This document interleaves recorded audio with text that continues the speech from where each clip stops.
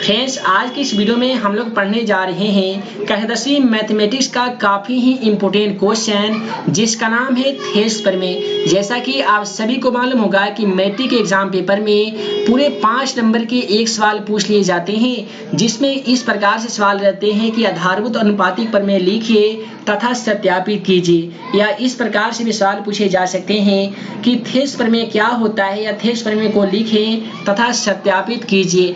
प्रत्येक स्थिति में क्वेश्चन का बिल्कुल सही जवाब आप सभी को लिखना होगा कि किसी त्रिभुज के एक भुजा के समानांतर खींची गई रेखा अन्य दो भुजा को समान अनुपात में विभाजित करती है और इसे ही थेस प्रमेय कहा जाता है। तो इसका सत्यापन करने के लिए सबसे पहले आप सभी को इस प्रकार से एक त्रिभुज की रचना कर लेना होगा और इसका नाम आप आसानी तरीके से यहाँ पे ए लिखिएगा और यहाँ पे लिखिएगा बी और यहाँ पे सी आसानी तरीके से लिख सकते हैं। यहाँ पे अगर ध्यानपूर्वक पढ़ेंगे तो दिया गया है कि किसी त्रिभुज के एक भुजा के समानांतर, मान लेते हैं एक भुजा यहाँ पे BC है, तो इसी के समानांतर हम एक अन्य रेखा को रचना करेंगे, इस प्रकार से खींच लेंगे जिसका नाम हम इस प्रकार से D और E रख सकते हैं। उसके बाद में जब इसका हम लोग हल करेंगे तो लिखेंगे कि विशेष प्रतिज्ञा। यहाँ पे हम लोग लिखते हैं कि विशेष प्रतिज्ञा। उसके बाद में हम लोग क्या करेंगे कि लिखेंगे कि माना की, आइए लिख लेते हैं कि माना की। अब हम लोग मानेंगे क्या चीज, तो ABC एक त्रिभुज है, तो लिखेंगे कि माना की ABC एक क्या है दोस्तों, तो ये त्रिभुज है। उसके बाद में हम लोग लिखेंगे कि जिसमें, या आप लिख सकते हैं कि जहां, जिसमें क्या चीज दिया गया है, तो BC समानांतर DE आपका क्वेश्चन से ही दिया गया है, तो आप लिख सकते हैं कि BC समानांतर DE क्या चीज दिया गया है, तो यहाँ पे हम लोग लिख सकते हैं कि दिया गया है।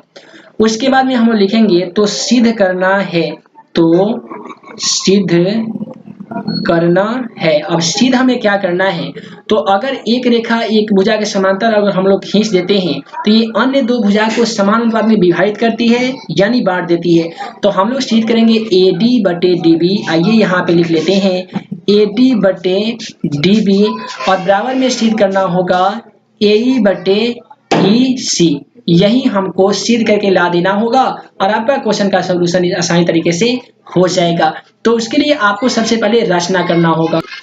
तो दोस्तों रचना कुछ इस प्रकार से करना होगा, आप यहाँ पे आसानी तरीके से लिखिएगा कि रचना क्या करना है दोस्तों, तो D से क्या करना है कि DM लंब AC पर डाला। आप लिख सकते हैं कि D से DM लंब का ये सिंबल होता है किस पे डाला, तो दोस्तों AC पर डाला। हम यहाँ पे लिख सकते हैं कि AC पर डाला।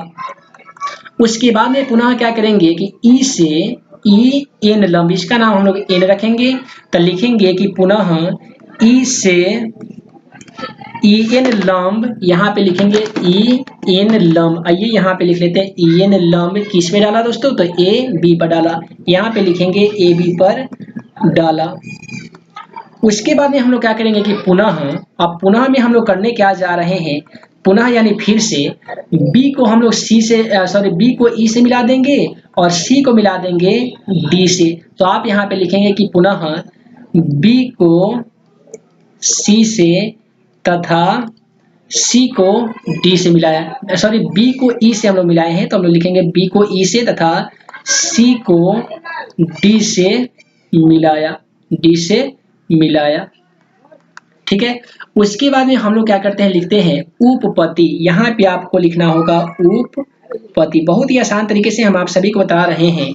यहाँ पे आप उपपत्ति लिख दीजिएगा। उसके बाद में लिखिएगा त्रिभुज ADE का क्षेत्रफल। अब यहाँ पे दोस्तों त्रिभुज हम लोग कौन ले रहे हैं, तो ध्यान दीजिएगा त्रिभुज ADE का क्षेत्रफल, हम ये त्रिभुज ले रहे हैं ADE का क्षेत्रफल। और त्रिभुज का क्षेत्रफल क्या होता है, आप सभी को बहुत अच्छे तरीके से याद होगा फॉर्मूला, 1/2 गुने आधार गुने ऊंचाई होता है। इसी को आप सभी कहते हैं 1/2 गुने आधार गुने शीर्ष लंब होता है। तो हम क्या करेंगे कि 1/2 को सेम टू सेम लिखेंगे। आधार देख लीजिए, अगर आप इस त्रिभुज का आधार देखेंगे ना, तो देख लीजिए आधार आपको मिलेगा AD। तो आप आधार की जगह पे क्या लिखने वाले हैं, तो आधार की जगह पे आसान तरीके से लिखने वाले हैं AD। आइए लिख लेते हैं AD। अब ऊंचाई की बात करते हैं ना, तो ऊंचाई देख लीजिए, आपका ऊंचाई ये DM हो जाएगा, यहाँ पे इसके लिए ऊंचाई EN हो जाएगा। तो यहाँ पे ऊंचाई की बात करते हैं, हम ये आधार लिए हैं तो ऊंचाई हमारा EN होगा। तो ऊंचाई के बदले में हम लोग क्या लिख देंगे, तो ऊंचाई की जगह पे हम लोग लिख देंगे EN। उसके बाद में अब हम लोग जो त्रिभुज लेने वाले हैं, उस त्रिभुज का नाम होगा त्रिभुज DBC का क्षेत्रफल। आइए लिख लेते हैं त्रिभुज DBC का क्षेत्रफल। इसमें भी आपका वही फॉर्मूला अप्लाई होगा, 1/2 गुने आधार गुने शीर्ष या 1/2 गुने आधार गुने ऊंचाई। अब DBC की बात करते हैं तो DBC, इसमें आपका जो आधार होगा वो DB हो जाएगा और ऊंचाई आपका सेम टू सेम EN का EN ही हो जाएगा। तो आप क्या करेंगे कि 1/2 गुने आधार की जगह पे क्या लिखने वाले हैं, तो DB लिखने वाले हैं। ऊंचाई हमारा सेम टू सेम रहेगा, यानी EN का EN ही हो जाएगा। अब यहाँ पे हम लोग लिखेंगे कि एरिया ऑफ त्रिभुज ADE, यहाँ पे लिखेंगे ADE और फिर बटा में लिखेंगे एरिया ऑफ त्रिभुज क्या है, तो DBC है, तो लिखेंगे त्रिभुज DBC। और आप सभी को मालूम होगा कि देखिए यहाँ पे एरिया ऑफ त्रिभुज ABC का माने होता है कि ABC का क्षेत्रफल, सॉरी DBC का क्षेत्रफल और ADE का क्षेत्रफल। तो यहाँ पे ADE का क्षेत्रफल की बात करें तो कितना हम लोग ज्ञात किए हैं, तो 1/2 गुने AD गुने EN ज्ञात करिए हैं। तो लिख देंगे 1/2 गुने AD गुने EN। फिर बटा में अगर हम बात करते हैं एरिया ऑफ त्रिभुज DBC की, तो एरिया ऑफ त्रिभुज DBC का मान कितना आया है, तो 1/2 यहाँ पे हम लोग लिखेंगे 1/2 और गुने कितना है दोस्तों, तो DB है, तो आप लिखेंगे आसान तरीके से DB और गुने कितना है, तो EN है, तो आप यहाँ पे EN आसान तरीके से लिख सकते हैं। अब यहाँ पे क्या हो जाएगा दोस्तों कि 1/2 से 1/2 कैंसिल हो जाएगा, EN से EN कैंसिल हो जाएगा। तो जो चीज हमें प्राप्त होगा उसे हम समीकरण A का दर्जा देंगे, यानी हमें क्या प्राप्त हो रहा है, तो AD/DB प्राप्त हो रहा है, इसे हम समीकरण 1 मान लेंगे। उसके बाद में हम लोग लिखेंगे कि पुनः प्रश्न से या सॉरी पुनः यानी फिर से त्रिभुज किसका क्षेत्रफल निकालेंगे, तो ADE का क्षेत्रफल। यहाँ पे भी आधार ऊंचाई उतना ही रहेगा, केवल आपका आधार बदल जाएगा, ऊंचाई बदल जाएगा। लिखेंगे 1/2 गुने आधार गुने ऊंचाई या 1/2 गुने आधार गुने शीर्ष लंब। अब क्या करेंगे, हम पहले वाले त्रिभुज में जब लिए थे AD, तो आधार हम लोग क्या माने थे, AD माने थे, ऊंचाई माने थे EN। अब क्या करेंगे, आधार मानेंगे AE और ऊंचाई मानेंगे DM। आइए यहाँ पे लिख लेते हैं, आधार की जगह पे हम लोग लिखने वाले हैं, देखिए 1/2 को सेम टू सेम आधार की जगह पे हम लोग क्या लिखेंगे दोस्तों, तो लिखेंगे AE और ऊंचाई की जगह पे लिख सकते हैं DM। उसके बाद में अब हम लोग क्या करेंगे कि पिछले वाले क्वेश्चन में हम लोग लिखे थे त्रिभुज DBC का क्षेत्रफल, अब लिखेंगे DE और C का क्षेत्रफल। आइए लिख लेते हैं कि त्रिभुज DEC का क्षेत्रफल। आपका फॉर्मूला तो सेम टू सेम काम करेगा, 1/2 गुने आधार गुने ऊंचाई या शीर्ष लंब। यहाँ पे क्या हो जाएगा कि 1/2 को सेम टू सेम लिखिए, आधार ऊंचाई देख लीजिए। अगर हम ये त्रिभुज लिए DEC का क्षेत्रफल, तो यहाँ पे आपका आधार EC हो जाएगा और ऊंचाई आपका DM का DM ही रह जाएगा। तो हम आधार की जगह पे लिखेंगे EC, ये आपका आधार हो जाएगा और ये आपका ऊंचाई हो जाएगा। तो यहाँ पे हम लोग लिखने वाले हैं आधार की जगह पे EC और ऊंचाई की जगह पे लिखने वाले हैं DM।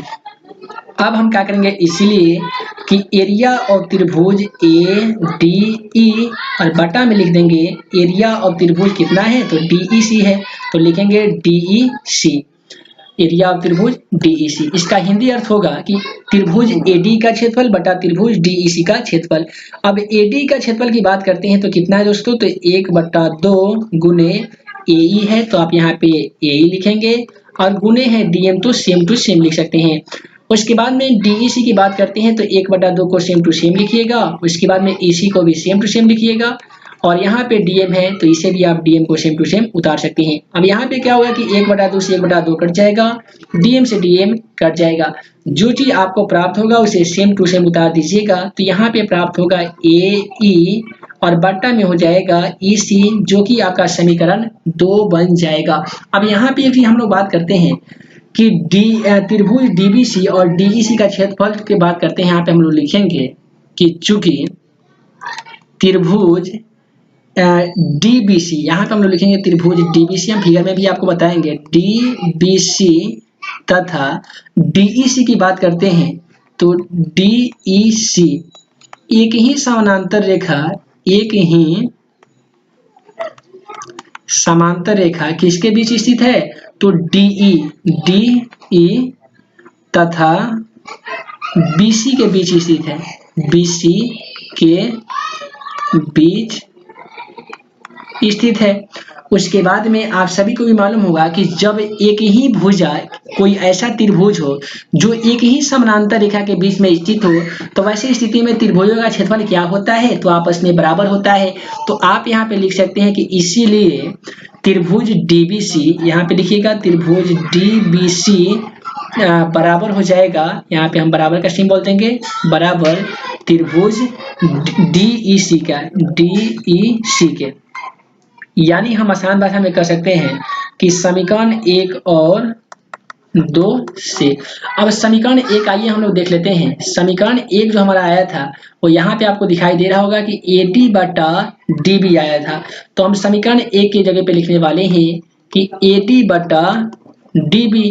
समीकरण 2 की जगह पे हम लिख सकते हैं कि हमारा कितना आया था? तो दोस्तों ये आया था AD/DB और ये आया था AE बटा में आया था EC, और यही आपको प्रमाणित करना था और आपका प्रमाणित हो गया। यानी आप लिख सकते हैं कि ये हमारा प्रूवेड हो गया है और बहुत ही आसानी तरीके से इसका हम लोग सत्यापन कर चुके हैं। एक बार फिर से आपको रिकैप करा देते हैं कि सबसे पहले आपको लिखना होगा विशेष प्रतिज्ञा में, माना कि त्रिभुज ABC एक त्रिभुज है जिसमें BC, देखिए BC समानांतर DE एक अन्य रेखा खींच लेते हैं। हमें सिद्ध करना है AD/DB और AE/EC।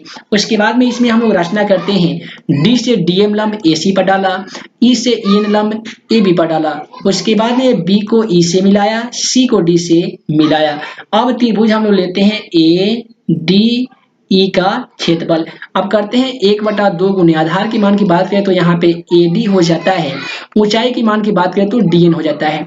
और एक हम लोग त्रिभुज लेते हैं दूसरे बार में, त्रिभुज DB और C का क्षेत्रफल। इसमें आपका जो आधार है वो DB हो जाता है, यानी 1/2 गुना आधार हो जाता है DB, और ऊंचाई आपका सेम टू सेम रहता है DN का DN रहता है। तो आप यहाँ पे DN लिख देते हैं। इस प्रकार से आपका ये दोनों कट जाता है, ये दोनों कट जाता है, तो एक समीकरण की प्राप्ति हो जाती है। फिर लिखते हैं कि पुनः त्रिभुज ADE में, इसमें क्या करते हैं, आधार का मान हम लोग चेंज कर देते हैं।